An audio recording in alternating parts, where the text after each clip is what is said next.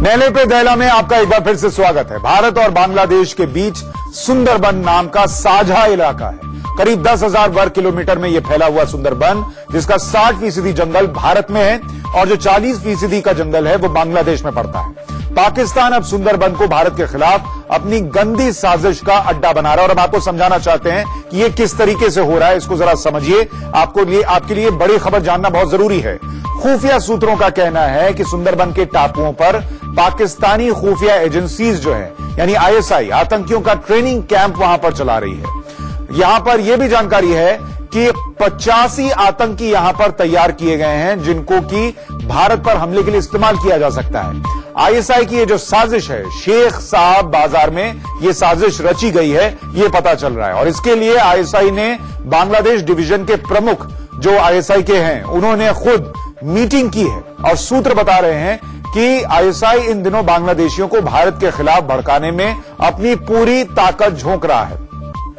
ISI की निगरानी में सुंदरबन के जंगलों में मानव बम भी तैयार किए जा रहे हैं और सुंदरबन में आत्मघाती दस्ते की ट्रेनिंग 2 राउंड में दी जा रही है, बताया जा रहा है। खुफिया एजेंसीज को भनक मिली है कि आईएसआई ट्रेनिंग के बाद 20 आतंकियों की घुसपैठ कराने की साजिश रच रहा है। आतंकियों की ये घुसपैठ बांग्लादेश बॉर्डर से पश्चिम बंगाल में हो सकती है। दरअसल असम में एनआरसी के बाद बांग्लादेशी घुसपैठियों का मुद्दा गरमाया हुआ है और इसी मुद्दे पर बांग्लादेशियों को पाकिस्तान भड़काने की कोशिश कर रहा है। वो एनआरसी के खिलाफ बांग्लादेश में कट्टरपंथियों को बरगला रहा है ताकि भारत के खिलाफ उनकी जो नफरत पैदा हो उसका इस्तेमाल किया जा सके। आईएसआई का प्लान क्या है वो भी आपको समझना चाहिए और वो प्लान ये है कि इस नापाक साजिश पर काउंटर स्ट्रैटेजी क्या है, ये जानने के लिए हम सीधे चलते हैं इंडिया न्यूज के सीनियर एडिटर राकेश कुमार सिंह के पास। जाहिर तौर पर पाकिस्तानी खुफिया एजेंसी आईएसआई भारत के खिलाफ नई साजिश रचने में जुटा रहता है। ऐसे में बांग्लादेश में जिस तरह से आईएसआई भारत के खिलाफ आग उगल रहा है और बांग्लादेशियों को भारत के खिलाफ भड़काने में लगा है, ऐसे में सभी सुरक्षा एजेंसी सतर्क हो गई हैं ताकि पाकिस्तानी खुफिया एजेंसी आईएसआई के नापाक इरादों पर पानी फेरा जा सके। और एक और बड़ी खबर आपको बताएं, हरियाणा के पलवल में बनी एक मस्जिद सुरक्षा एजेंसियों की जांच के घेरे में आ गई है। बांग्लादेश बॉर्डर पर आईएसआई साजिश रच रहा है तो दूसरी तरफ पाकिस्तानी आतंकी संगठनों की काली नजर कश्मीर के बाद अब पंजाब और हरियाणा पर है।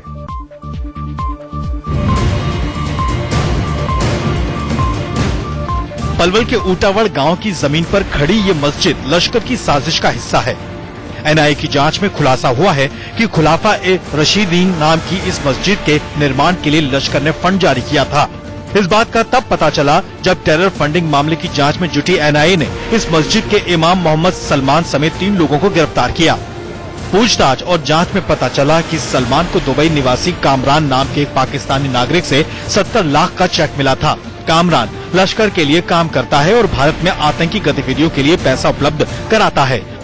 आशंका है कि कामरान से मिले पैसे का इस्तेमाल इस मस्जिद के निर्माण में हुआ है। एजेंसी अब इस बात की जांच कर रही है कि आखिर मस्जिद को फंडिंग के पीछे का मकसद क्या है और ऐसा कर लश्कर आखिर क्या हासिल करना चाहता है।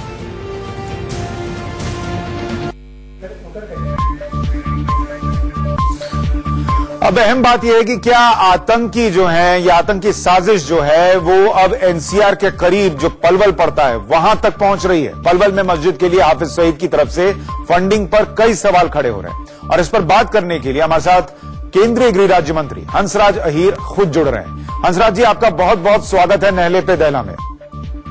पहला सवाल यह है हंसराज जी कि क्या टेरर फंडिंग का जो नेटवर्क है अब वो हरियाणा के पलवल तक फैल चुका है और ये खतरे की बात इसलिए है क्योंकि ये एनसीआर के बहुत करीब है।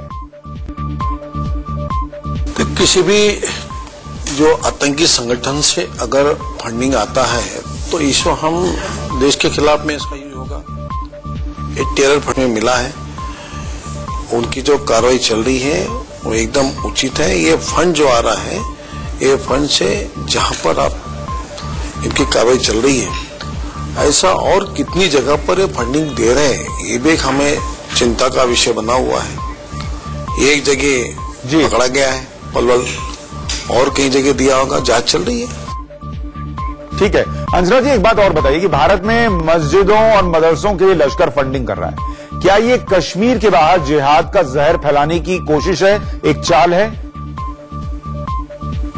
कोई भी एनजीओ के नाम से और माध्यम बना के टेरर फंड एकत्र करके और सिर्फ मदरसों का या और कुछ सेवाओं का नाम देके ये जो काम कर रहे हैं, ये सही नहीं है। ये देश में जगह जगह पर अपनी ताकत बढ़ाने का हाफिज सईद तरीके जो आतंकी सरगना है, ये अपनी ताकत बढ़ाने की कोशिश कर रहे होंगे। हमें इसे नाकाम करना है।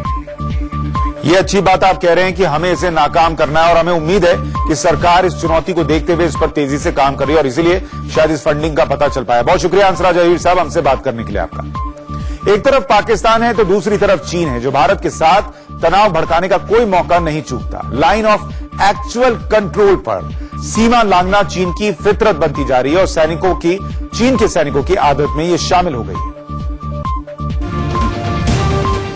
डोकलाम विवाद के बाद चीन ने एक बार फिर भारतीय सीमाओं में घुसने की हिमाकत की है। इस बार चीनी सैनिकों की तरफ से डबल अटैक हुआ है। एक और जहां लद्दाख में चीन ने हेलीकॉप्टर से भारतीय हवाई सीमा में घुसने की कोशिश की, वहीं दूसरी तरफ अरुणाचल में चीनी सैनिकों ने भारतीय सीमा लांघी। आईटीबीपी की रिपोर्ट से खुलासा हुआ है कि चीन के 2 हेलीकॉप्टर बीती 27 अगस्त को सुबह करीब 9 बजे लद्दाख के बुर्द से और ट्रैक जंक्शन पोस्ट के आसपास देखे गए। दोनों हेलीकॉप्टर MI-17 की तरह दिख रहे थे। ये हेलीकॉप्टर करीब 5 मिनट तक भारतीय हवाई क्षेत्र में रहे। बुर्द से और ट्रैक जंक्शन पोस्ट ट्रिग हाइट और डेपसांग इलाके में पड़ते हैं। ये इलाका भारत के लिए रणनीतिक रूप से काफी अहम है। यही वजह है कि चीन यहाँ कब्जे की फिराक में रहता है और बार बार घुसपैठ की कोशिश करता है। लद्दाख में हवाई सीमा का उल्लंघन करने वाले चीनी सैनिकों ने जमीनी बॉर्डर को भी पार कर लिया। खबर है कि अरुणाचल प्रदेश में लाइन ऑफ एक्चुअल कंट्रोल के पास दिवांग घाटी में लगभग 10 दिन पहले चीनी सैनिकों ने भारतीय सीमा लांघी। हालांकि भारतीय सैनिकों की आपत्ति के बाद वो वापस लौट गए। पिछले साल डोकलाम विवाद के बाद चीन संग भारत के रिश्तों में सुधार देखने को मिल रहा था, लेकिन उसकी इस हरकत से फिर से विवाद खड़ा होता दिख रहा है। सवाल इस बात का भी है कि आप चीन और पाकिस्तान से लड़ने के लिए नई नई रणनीति बना सकते हैं, लेकिन जो अपने घर के भेदी हैं उनसे कैसे निपटिएगा? एक तरफ पाकिस्तान है तो दूसरी तरफ चीन, जो भारत के साथ तनाव भड़काने का कोई मौका नहीं चूकता। लाइन ऑफ एक्चुअल कंट्रोल पर सीमा लांघना चीन के सैनिकों की आदत है, यह खबर हमने आपको दिखाई। लेकिन सवाल यह है कि हिजबुल आतंकी मन्नान वानी के एनकाउंटर और अलीगढ़ मुस्लिम यूनिवर्सिटी में उसकी याद में शोक सभा करने के मामले में अब जो नया बखेड़ा खड़ा हुआ है, उसके बारे में भी आपको जानना चाहिए।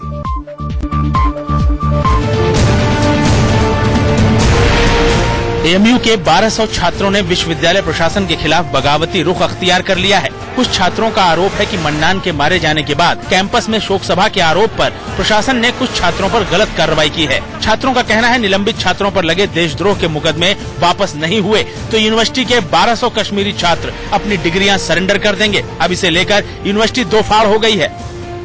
लड़कों ने यह भी कहा कि हम एलुमनाइज के सामने अपनी डिग्रीज को सरेंडर करने वाले हैं और 17 तारीख में हम घर जाने वाले हैं। ये धमकी वगैरह कुछ न दें, हम लोग इसके बिल्कुल खिलाफ है, टोटल खिलाफ है। और अगर इस तरह और कोई सिचुएशन करेंगे तो उसमें हम बढ़ चढ़ करके फिर रोकेंगे इनको तरीके से। इंक्वायरी हो रही है एडमिनिस्ट्रेशन की, एडमिनिस्ट्रेशन को हो जाने दीजिए। इनका नाम नहीं होगा, वो निकलेगा और जो होगा उसको सजा मिलेगी। क्यों? क्योंकि उन्होंने हमारी शांति और सौहार्द को तोड़ने की कोशिश किया था।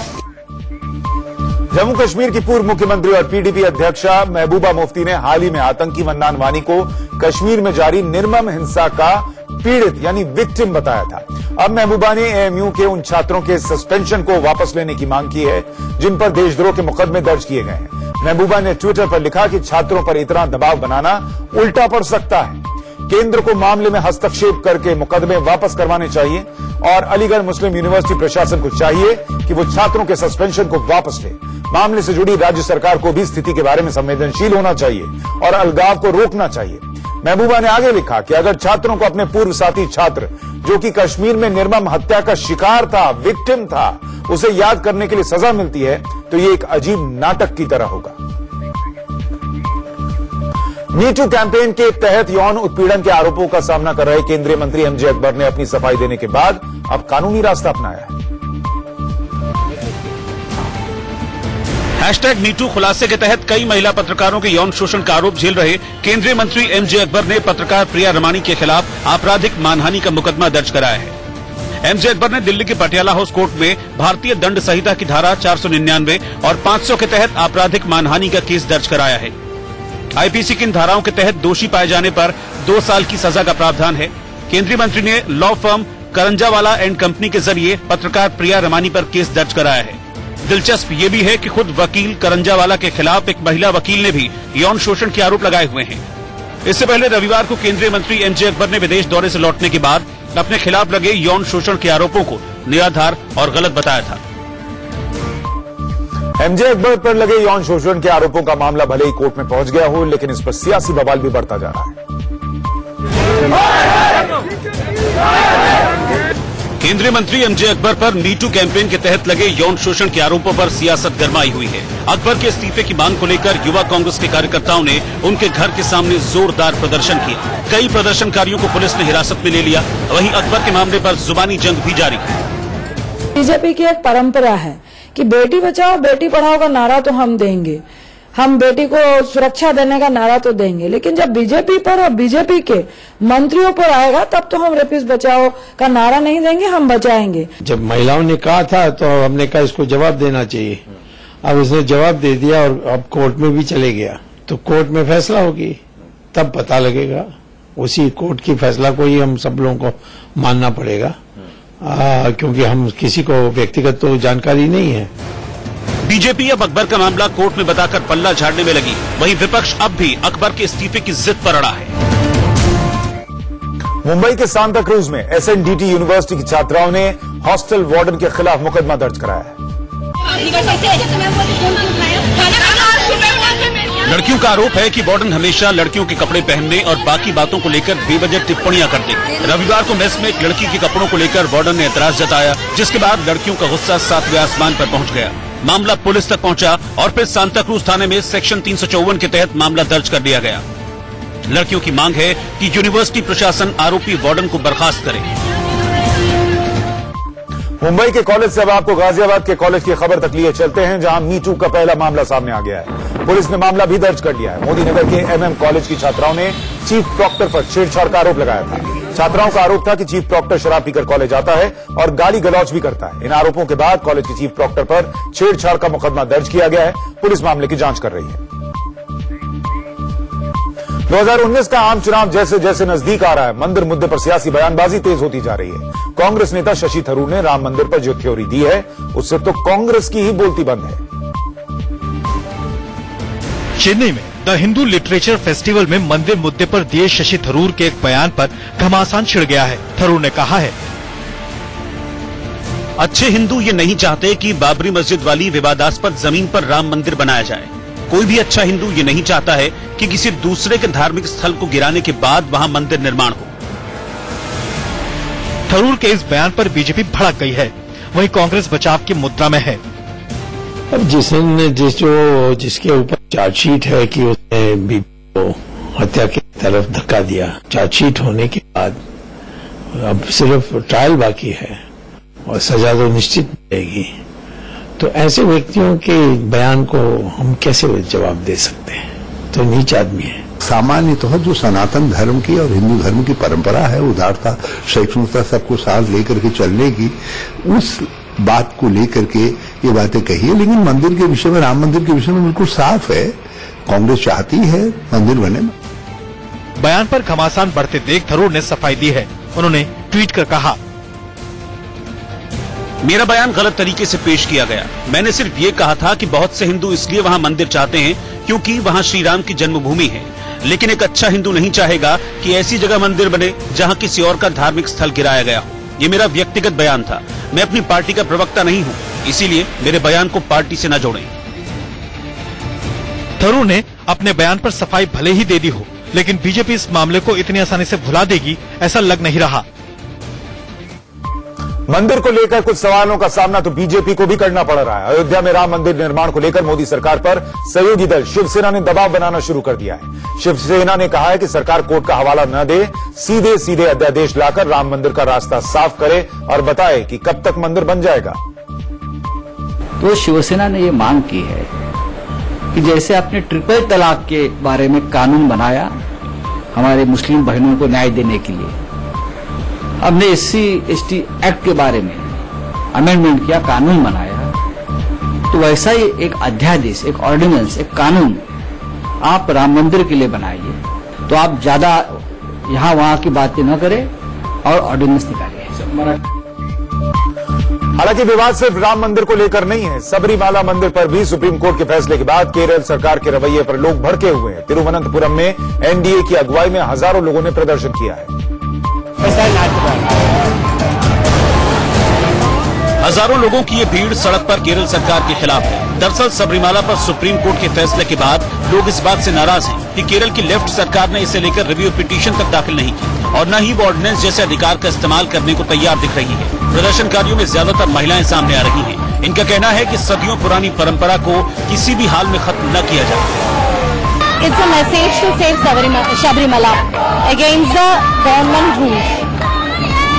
Because the government has not filed an ordinance against the entry of the women between a particular age group. We are against that. इस मंदिर विवाद से अलग अब बात करते हैं राहुल गांधी के मंदिर घूमने की। MP में 15 साल से वनवास झेल रही कांग्रेस धर्म के जरिए सत्ता का मार्ग तलाश रही है। शिव भक्त राहुल गांधी अब मध्य प्रदेश में शक्ति साधना भी कर रहे हैं।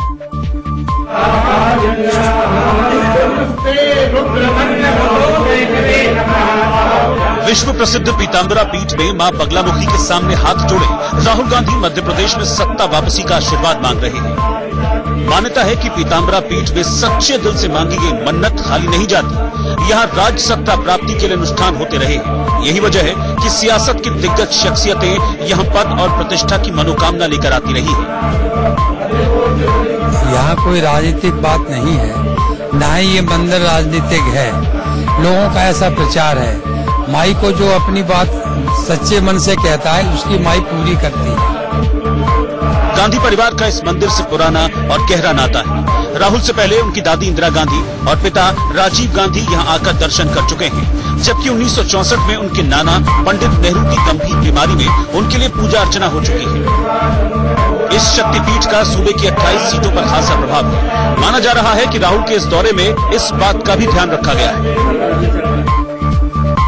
राहुल गांधी मंदिरों से निकले तो दतिया में जनसभा को भी संबोधित किया। राहुल गांधी ने आरोप लगाया कि पीएम मोदी उद्योगपतियों का कर्ज तो माफ कर देते हैं, किसानों का नहीं।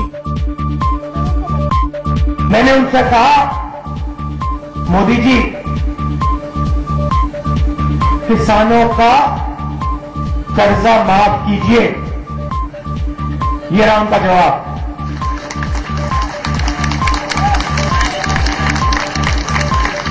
मतलब मुंह से एक शब्द नहीं निकला। इसके बाद जगह बदली, लेकिन राहुल गांधी का सियासत का तरीका नहीं बदला। दतिया के बाद कांग्रेस अध्यक्ष राहुल गांधी ग्वालियर पहुंचे। सुबह में दतिया में पीताम्बरी शक्तिपीठ में पूजा करने के बाद राहुल ने ग्वालियर पहुंचकर भी मंदिर का रुख किया। ग्वालियर के प्रसिद्ध अखिलेश्वर महादेव मंदिर में राहुल ने पूजा की और फिर उन्होंने शहर में रोड शो निकाला। कांग्रेस अध्यक्ष राहुल गांधी इस वक्त ग्वालियर में रोड शो चल रहा है। पीछे आप देख सकते हैं तस्वीरें, कांग्रेस अध्यक्ष राहुल गांधी साथ में है, सिंधिया है। ग्वालियर के अंदर की तस्वीरें आपको दिखा रहा हूं, जहां पे लगातार रोड शो जो है वो कांग्रेस अध्यक्ष राहुल गांधी का चल रहा है। ज्योतिरादित्य सिंधिया जो ग्वालियर से ही आते हैं वो साथ में है। एक बच्ची है छोटी सी, आप ये देखिए, ये मूवमेंट आप देख सकते हैं। एक छोटी सी बच्ची है, ये माला देना चाहती थी राहुल गांधी को। राहुल गांधी ने अपनी गाड़ी के ऊपर बुलाया है, उसको माला दी और लोग भी उसका अभिवादन स्वीकार कर रहे हैं। राहुल गांधी ने अपने पास बुला लिया है उस छोटी सी बच्ची को। मिलना चाहती थी राहुल गांधी से। राहुल गांधी एक फोटोग्राफ उसके साथ खिंचाना चाह रहे हैं, उसके बाद थैंक यू भी किया। तो कांग्रेस अध्यक्ष के बाद अब बात बीजेपी अध्यक्ष अमित शाह की, जिन्होंने आज लगातार दूसरे दिन मध्य प्रदेश में चुनावी अभियान चलाया। भोपाल में आज शाह आरएसएस के दफ्तर पहुंचे और वहां संघ नेताओं के साथ चुनाव पर चर्चा की। संघ दफ्तर जाने से पहले शाह की सीएम शिवराज सिंह चौहान से मुलाकात हुई। शाह आज रीवा भी पहुंचे, जहां उन्होंने कार्यकर्ता सम्मेलन किया और जीत का मंत्र दिया। सतना में भी अमित शाह का आज कार्यक्रम था। मध्य प्रदेश के सतना में बीजेपी अध्यक्ष अमित शाह की रैली में मुस्लिम महिलाओं का रेला दिया। नई दिशा देने वाले आधुनिक युग के चाणक्य। मिशन मध्य प्रदेश में जुटे अमित शाह जब सतना में मंच पर पहुंचे तो उनका जोरदार स्वागत हुआ। मौका कमल शक्ति महिला सम्मेलन का था और शाह को सुनने के लिए अच्छी खासी तादाद में मुस्लिम समाज की महिलाएं भी पहुंची थी। कई महिलाएं बुर्का पहने हुए दूध मुहे बच्चे को लेकर भी पहुंची थी। शाह का भाषण सुनने के लिए ये मुस्लिम महिलाएं बहुत पहले ही यहाँ पहुँच गयी थी। तो चुनाव में जीत का मीठा स्वाद कौन चखेगा ये तो वक्त तय करेगा, लेकिन मध्य प्रदेश में 28 नवंबर को मतदान से पहले मतदाता जागरूकता के लिए मिठाई का सहारा लिया जा रहा है। मिठाई के डिब्बे को गौर से देखिए, इसमें मिठाई के साथ एक खास मैसेज भी है और वो मैसेज है मतदान करने का। मध्य प्रदेश के अनूपपुर में हलवाई जिस डिब्बे में मिठाई दे रहे हैं उसमें इसी तरह के मैसेज वाले स्टिकर लगे हैं और इस तरह का अनोखा प्रयास शुरू करवाया है जिला पंचायत की सीईओ सलोनी सिडाना ने। ग्रामीण आदिवासी सब लोग मिठाई खाना जरूर पसंद करते हैं, तो इसी मिठाई के डब्बे के साथ हम जिला निर्वाचन अधिकारी अनूपपुर की ओर से एक संदेश भेज रहे हैं। यदि आप चाहते हैं आपका लोकतंत्र मिठाई की तरह ही मीठा हो तो 28 नवंबर 2018 को वोट करने जरूर जाए, भूलिएगा नहीं। मिठाई के बाद बात उस कड़वाहट की जो कि सवर्णों के दिल में बीजेपी के लिए है। मध्य प्रदेश में सवर्णों की नाराजगी बीजेपी के लिए बड़ा सिरदर्द साबित होती जा रही है। भिंड मुरैना के इलाके में सवर्णों ने गांव के बाहर पोस्टर बैनर लगा दिए हैं। इस पर किसी भी पार्टी से वोट के लिए नहीं आने का संदेश लिखा है। सवर्णों की नाराजगी SC/ST एक्ट में कोर्ट के फैसले के बाद ऑर्डिनेंस लाने को लेकर है। सारी जात एक समान समझनी चाहिए थी, जो कि ना समझते हुए माई के लाल में कन्वर्ट कर दी। उनके लिए आरक्षण प्रत्येक जातिगत नहीं होना चाहिए था। केंद्र में SC/ST एक्ट हम विरोध करते हैं और पूरे भारतवर्ष में आरक्षण विरोध करते हैं। विरोध का सामना तो राजस्थान की सीएम वसुंधरा राजे को भी करना पड़ा और उनकी मौजूदगी में बीजेपी कार्यकर्ताओं ने हंगामा कर डाला। पाली के रणकपुर में वसुंधरा राजे जब फीडबैक मीटिंग कर रही थी तो बाहर बीजेपी कार्यकर्ताओं ने हंगामा शुरू कर दिया। जब हंगामे को कैमरे में कैद किया जाने लगा तो विधानसभा के उप सचेतक मदन राठौर मीडिया से उलझ गए। हंगामा इस कदर बढ़ गया कि पुलिस को दखल देना पड़ा, लेकिन बीजेपी कार्यकर्ताओं को समझाने में पुलिस के भी पसीने छूट गए। छत्तीसगढ़ में चुनावी प्रचार जोरों पर है। आज सूरजपुर में अजीत जोगी ने अपने उम्मीदवार के पक्ष में रैली की, लेकिन माइक खराब हो जाने की वजह से वो रैली को बीच में ही छोड़कर चले गए। अजीत जोगी की रैली भटगांव के बिहारपुर में थी। भीड़ भी ज्यादा थी। मंच से उन्होंने बोलना शुरू किया। शुरुआत में सब ठीक था, तब उन्होंने बीजेपी कांग्रेस दोनों को खरी खोटी सुनाई। डॉक्टर रमन सिंह लबरा, लबरा मतलब समझते हैं, ये झूठ बोलते हैं वाला लबरा का, मैं वाला रमन सिंह लबरा नाम धरे। लेकिन अचानक बीच में माइक खराब हो गया। जोगी इससे चिढ़ गए और अपनी बात पूरी किए बिना ही रैली से निकल गए। वैसे सुदूर इलाके की इस रैली में भी इंतजाम तगड़े थे। जोगी के ऊपर फूलों की खूब बारिश होती दिखी। अजीत जोगी अपनी हर सभा में छत्तीसगढ़ के लोगों से खुद को मुख्यमंत्री बनाने की अपील कर रहे हैं। बीएसपी से गठबंधन के बाद उन्होंने यहां मुकाबले को त्रिकोणीय कर रखा है। गुजरात के मुख्यमंत्री विजय रूपाणी लखनऊ आए थे यूपी के मुख्यमंत्री योगी आदित्यनाथ को न्योता देने, लेकिन उन्हें काले झंडों का सामना करना पड़ा। रविवार की रात जब विजय रूपाणी का काफिला लखनऊ में निकला तो कांग्रेस कार्यकर्ताओं ने काले झंडे दिखाकर उनका विरोध किया। पुलिस ने कांग्रेसियों को पकड़ा, लेकिन फिर सुबह के वक्त इन लोगों ने काले गुब्बारे दिखाकर रूपाणी का विरोध किया। गुजरात में उत्तर भारतीयों पर हमले को लेकर कांग्रेस रूपाणी गो बैक के नारे लगा रही थी। समाजवादी छात्र सभा ने भी रूपाणी का विरोध किया। हालांकि रूपाणी ने कहा कि गुजरात में जो कुछ हुआ उसके लिए कांग्रेस ही जिम्मेदार है। कांग्रेस का प्रयत्न था और वो कांग्रेस के बिहार के प्रभारी है और बिहारी को निकालने की बात कर रहे हैं, ये भी एक बड़ी बात है। उधर लखनऊ में रूपाणी सीएम योगी से मिले और 31 अक्टूबर को सरदार पटेल की सबसे ऊंची मूर्ति स्टैच्यू ऑफ यूनिटी के लोकार्पण में पहुंचने का न्योता भी दिया, जिसे योगी ने स्वीकार भी कर लिया। रूपाणी को विरोध का सामना करना पड़ा तो उधर गोवा सरकार को नए संकट का सामना करना पड़ रहा है। सियासी संकट गहराया है। सीएम मनोहर पर्रिकर की तबीयत खराब चल रही है। दिल्ली में एम्स में भर्ती पर्रिकर को उनके परिवार वाले वापस गोवा ले गए हैं। उधर बीजेपी की अगुवाई वाली गोवा सरकार के नेतृत्व को लेकर संकट खड़ा हो गया है। बीजेपी के सहयोगी दलों ने सीएम के लिए मजबूत प्रत्याशी चुनने के लिए कहा है। उधर आज गोवा में बीजेपी विधायकों की बैठक भी हुई। कांग्रेस ने गोवा में अपने लिए संभावनाएं तलाशनी शुरू कर दी हैं। कांग्रेस ने भी एक अहम बैठक की और गोवा के हालात पर चर्चा की है। 444 साल पहले मुगल शासक अकबर ने प्रयागराज का नाम बदलकर इलाहाबाद रख दिया था। अब योगी राज में इलाहाबाद का नाम फिर से प्रयागराज होगा। यूपी के सीएम योगी आदित्यनाथ के इस ऐलान के बाद सियासी संग्राम छिड़ गया है। वो नाम बदलने को स्वतंत्र हैं। प्रयागराज रखें या इलाहाबाद रखें, उन्हें अधिकार है, लेकिन जिम्मेदारी उनको काम करने की मिली है। नाम से नहीं, काम से जनता आपको पहचानती है और उसके लिए भेजा है। भाई मुगल शासक जब आए थे तो उन्होंने प्रयागराज का नाम बदला था और प्रयागराज तो पुराना नाम है। तो जो अन्याय मुगल दौर में हुआ था उसको न्याय में बदल रहे हैं योगी आदित्यनाथ। समाजवादी पार्टी के संरक्षक मुलायम सिंह यादव के लिए राहत की खबर है। आईपीएस अफसर अमिताभ ठाकुर को फोन करके धमकी देने के मामले में मुलायम को जांच अधिकारी ने क्लीन चिट दे दी है। जांच अधिकारी ने फाइनल रिपोर्ट में कहा है कि मुलायम की तरफ से धमकी देने के सबूत नहीं मिले। जांच अधिकारी ने आईपीएस अधिकारी अमिताभ ठाकुर के खिलाफ कार्रवाई की सिफारिश भी की है।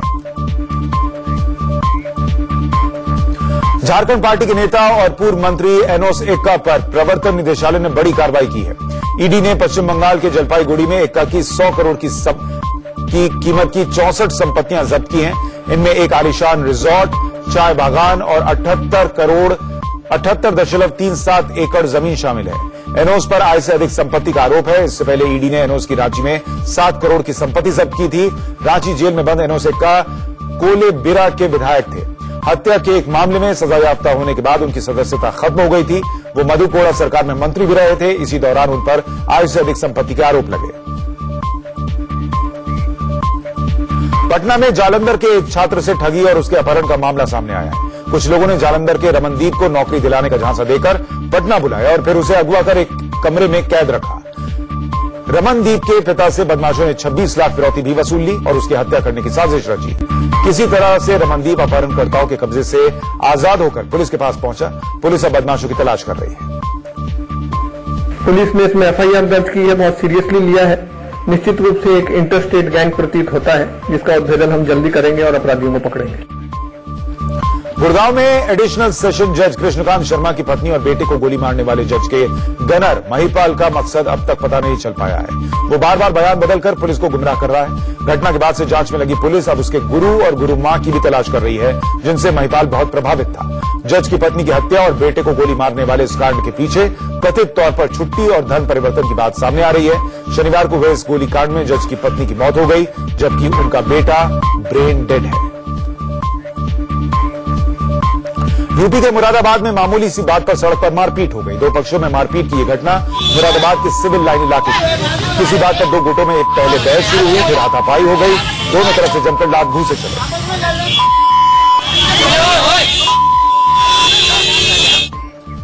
यूपी के अंबेडकर नगर में बसपा नेता की खुलेआम हत्या कर दी गई। बीएसपी के नेता जुर्गाम मेहंदी की गाड़ी पर अज्ञात बदमाशों ने हमला किया। हमलावरों ने कई राउंड फायरिंग की, जिसमें बीएसपी नेता और उनके ड्राइवर की मौत हो गई। बाइक सवार 3 बदमाशों ने हमला किया था। इससे पहले भी बीएसपी नेता जुर्गाम मेहंदी पर हमला हो चुका था। यूपी के शामली में पुलिस और बदमाशों के बीच जबरदस्त मुठभेड़ की खबर है। पुलिस को बदमाशों की खबर लगी थी, जिसके बाद घेराबंदी की गई। पुलिस की फायरिंग के जवाब में बदमाशों ने भी फायर किया। कई राउंड गोलियां चली जो 2 बदमाशों के पैरों में जा लगी, जबकि तीसरे बदमाश को गिरफ्तार किया गया। इस मुठभेड़ में 3 सिपाही घायल हुए हैं। पकड़े गए तीनों बदमाशों ने पुलिस के हथियार लूट लिए, जिसके बाद से बदमाशों की तलाश जारी थी।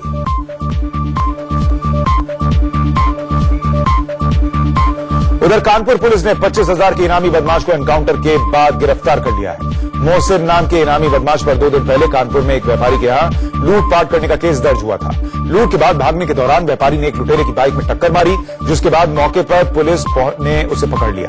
पुलिस का दावा है कि मोहसिन को लूट के माल के साथ जिप्सी में बिठाकर थाने ले जाया जा रहा था। इस दौरान वो एक कांस्टेबल की AK-47 लेकर भागने लगा। रोकने पर उसने फायरिंग कर दी। जवाबी फायरिंग में उसकी पैर में गोली लगी है। मोहसिन से पूछताछ के बाद मिले टिप्स पर पुलिस ने उसके 3 दोस्तों को भी पकड़ा है। लूट का सारा माल भी बरामद कर लिया गया है। गाजियाबाद में चोरी की 2 वारदातें सीसीटीवी में कैद हुई हैं। लोनी इलाके में चोरों के हौसले बुलंद हैं। बीती रात लोनी में एक रेस्टोरेंट के बाहर से एक बुलेट बाइक को चोरी कर लिया गया, जिसका सीसीटीवी फुटेज भी सामने आया है। मामले की शिकायत पुलिस में कर दी गई है। वहीं इंदिरापुरम इलाके से दवाई चोरी की करतूत सामने आई है। एक चोर एक दवाई शॉप में जाता है और वहां पर दवाई चोरी कर लेता है। शक है कि 3 चोरों के गैंग ने यह काम किया है।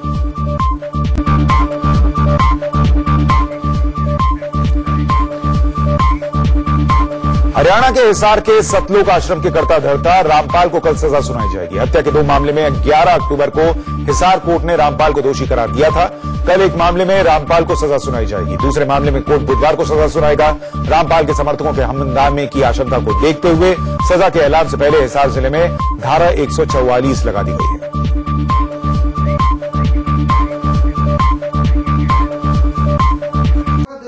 और नैले पे दहला में अब खबर बुलंदशहर से, जहां फर्जी एसिड अटैक का मामला सामने आया है। यहां एक महिला अपने ही बनाए जाल में फंस गई। मिशन तलाक ट्रस्ट की संयोजिका डॉक्टर समीना बेगम ने खुद पर एसिड अटैक का आरोप लगाया था, लेकिन सीसीटीवी फुटेज के बाद मामला फर्जी निकला। आरोप की सुर्खियों में आने के लिए फर्जी एसिड अटैक की साजिश रची गई। पुलिस ने 2 लोगों को हिरासत में लिया है।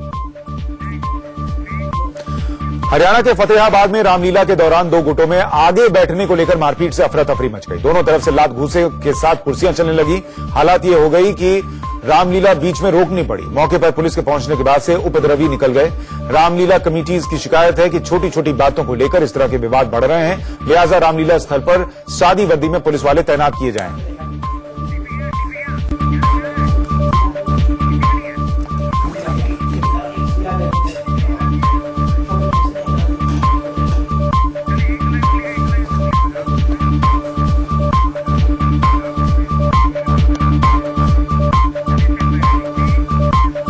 अगली खबर उत्तर प्रदेश के शाहजहांपुर से है, जहां पर स्कूल की निर्माणाधीन बिल्डिंग गिर गई है।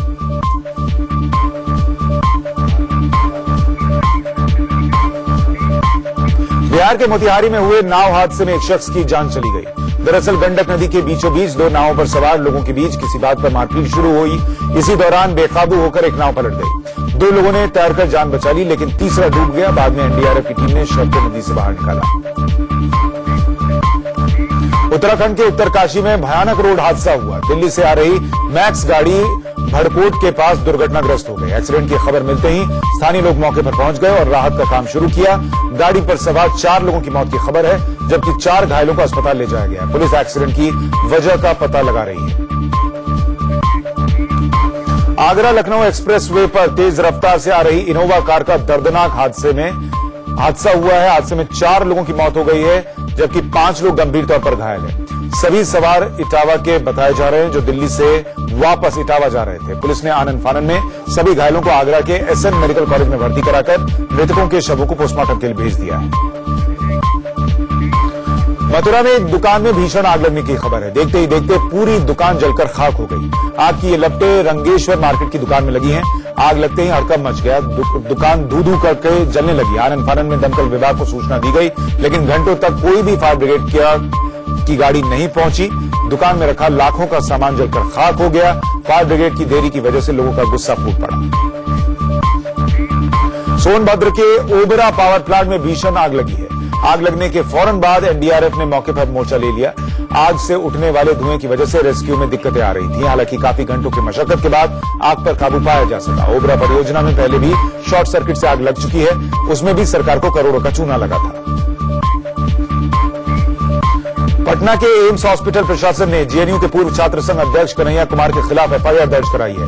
कन्हैया और उनके समर्थकों पर जूनियर डॉक्टर से मारपीट का आरोप है। आरोप है कि कन्हैया यहां सीपीआई की छात्र इकाई एआईएसएफ महासचिव सुशील कुमार को देखने आए थे। इस दौरान उनके समर्थकों ने जबरन ऑर्थोपेडिक वार्ड में घुसने की कोशिश की और रोकने पर जूनियर डॉक्टर से मारपीट की। इसके विरोध में डॉक्टर आरोपियों पर कार्रवाई की मांग को लेकर हड़ताल पर चले गए। केरल हाईकोर्ट ने नन के साथ रेप के आरोपी बिशप फ्रैंको मुलक्कल को सशर्त जमानत दे दी है। कोर्ट ने कहा है कि आरोपी बिशप केरल में प्रवेश नहीं कर सकते और साथ ही उन्हें अपना पासपोर्ट भी कोर्ट में जमा कराना होगा। कोर्ट ने इस मामले की सीबीआई जांच से भी अभी इनकार किया है। केरल की नन ने बिशप फ्रैंको मुलक्कल पर 2014 से 2016 के बीच कई बार रेप करने का आरोप लगाया है। 5 और नन ने पीड़ित का समर्थन किया है। दिल्ली की हवा फिर से जहरीली होती जा रही है। ठंड की दस्तक के साथ हवा का स्तर बहुत खराब कैटेगरी की तरफ बढ़ने लगा है। सोमवार दोपहर 4 बजे PM 2.5 का स्तर 127 और PM 10 का स्तर 107 तक पहुंच गया। रविवार को आनंद विहार में AQI यानी एयर क्वालिटी इंडेक्स का स्तर 261 अंक मापा गया। एयर क्वालिटी इंडेक्स में तेजी से हो रहे बदलाव के बाद सोमवार से NCR में इमरजेंसी प्लान लागू कर दिया गया है। इसके तहत पहला कदम यह उठाया गया है कि मशीनों से सड़कों की सफाई होगी। दूसरा कदम यह होगा कि डीजल और जनरेटर के इस्तेमाल पर पाबंदी लगा दी गई है। वैसे दिल्ली को छोड़कर NCR के दूसरे शहरों में यह पाबंदी नहीं है, क्योंकि यहां बिजली की सप्लाई सुचारू नहीं है। तीसरा कदम खुले में कूड़ा जलाने पर सख्त पाबंदी है। चौथा कदम ये कि NCR के दायरे में आने वाले ईंट भट्टों पर प्रदूषण मानकों का कड़ाई से पालन करने के लिए उन्हें कहा गया है। पांचवा कदम यह है कि ऐसे स्पॉट की पहचान की गई है जहां जाम लगता है, वहां अतिरिक्त पुलिस बलों की तैनाती की गई है। इन उपायों की मॉनिटरिंग के लिए CPCB यानी सेंट्रल पॉल्यूशन कंट्रोल बोर्ड की 41 टीमों को लगाया गया है। राजस्थान में जीका वायरस का कहर थम नहीं रहा है। राज्य में जीका वायरस से पीड़ित मरीजों की तादाद 60 को पार कर गई है। राजस्थान के स्वास्थ्य विभाग ने अपनी पूरी ताकत झोंक दी है, लेकिन जीका वायरस पीड़ितों के नए केस लगातार सामने आ रहे हैं। जयपुर के राजपूत हॉस्टल में 5 छात्रों के जीका पॉजिटिव पाए जाने के बाद डॉक्टर्स की टीम ने सभी छात्रों का चेकअप शुरू कर दिया है। पीलीभीत में विधायक की बीमारी मिस्ट्री बन गई है। 2 जांच रिपोर्ट आई, लेकिन दोनों एक दूसरे से बिल्कुल उलट है। बीजेपी विधायक रामशरण वर्मा को तेज बुखार आने के बाद प्राइवेट लैब में टेस्ट हुआ तो डेंगू की पुष्टि हुई। अब यही टेस्ट सरकारी लैब में किया गया तो डेंगू नहीं आया। हालांकि अब जिला अस्पताल में विधायक का इलाज चल रहा है और प्राइवेट लैब सवालों के घेरे में है। यूपी के बिजनौर में इंसान का बेरहम चेहरा सामने आया। एक गधा गलती से दूसरे के खेत में चला गया था। खेत के मालिक ने आओ देखा ना ताओ गधे को गोली मार दी, जिससे उसकी मौत हो गई। गधे का मालिक उसकी लाश लादकर थाने पहुंचा और आरोपियों के खिलाफ रिपोर्ट लिखवाई। पुलिस ने मामला दर्ज कर लिया है। ओडिशा के कटक में हाथियों का झुंड सैलाब के बीच फंस गया। दरअसल यहां पर जिस तरीके से ये तस्वीरें आप देख रहे हैं, ये हाथी वहां से गुजर रहे थे और सैलाब में फंस गए।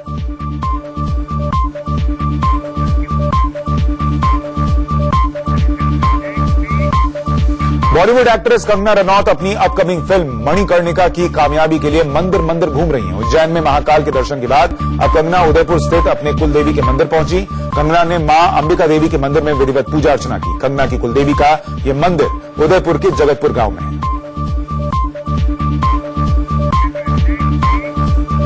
मुंबई में एक्ट्रेस तनुश्री दत्ता नवरात्र के उत्सव में शिरकत करने पहुंची थी। तनुश्री अपनी बहन इशिता और जीजा वत्सल सेठ के साथ एक गरबा इवेंट में शामिल हुई। तनुश्री को करीब से देखने के लिए फैंस का तांता लग गया, जो इन दिनों मी टू कैंपेन के चलते सुर्खियों में है।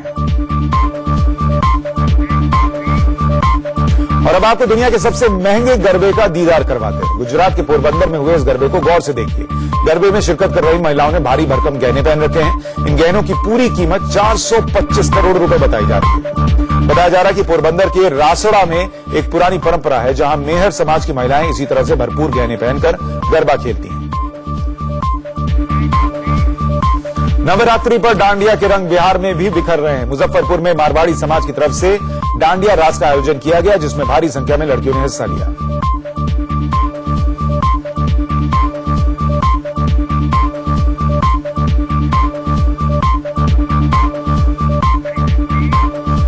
पत्रकार जमाल खाशोगी के लापता होने के मामले में अमेरिका और सऊदी अरब के बीच तनातनी बढ़ती जा रही है। सऊदी के क्राउन प्रिंस मोहम्मद बिन सलमान के आलोचक जमाल तुर्की के सऊदी दूतावास से लापता हो गए थे। अमेरिका ने कहा है कि अगर सऊदी अरब को पत्रकार जमाल को गायब कराने का दोषी पाया गया तो सजा दी जाएगी। इसके पलटवार में सऊदी अरब ने कहा है कि अमेरिका ने प्रतिबंध लगाया तो माकूल जवाब देंगे। जापान का थीम पार्क अब भूत महल बन गया है। कभी अपनी खूबसूरती के लिए मशहूर वेस्टर्न विलेज थीम पार्क में अब कोई नहीं पहुंचता। एक पर्शियन फोटोग्राफर जब यहां पहुंचा तो उसने थीम पार्क के मौजूदा हालात को अपने कैमरे में कैद किया। थीम पार्क अब बेतरतीब हो चुका है और भूत महल जैसा नजर आने लगा है।